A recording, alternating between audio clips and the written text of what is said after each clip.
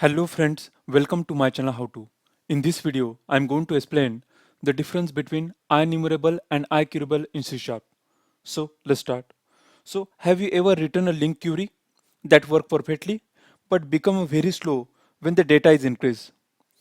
There are chances when you have used IEnumerable where IQueryable was required. So in this video, I am going to explain the difference between IEnumerable and IQueryable. So let's start. So the first difference is IEnumerable belongs to the namespace system.collection.generic, whereas the IQueryable belongs to the namespace system.link. In case of the IEnumerable, the query executes on the client side, whereas in case of the IQueryable, query executes on the server side. IQueryable works on the in-memory data. This means that data is first loaded into your application and their filtering happens on the client side. On the other hand, IQueryable works directly with the databases. Here, the filtering logic is converted into the SQL and execute at the database level. So the key difference is the performance.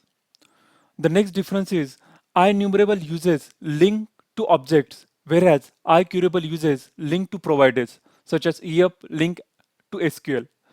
The next difference is that I have already mentioned in case of the IEnumerable, it loads all the data first, then filters, whereas in case of the IQueryable, it filters all the data at the database level.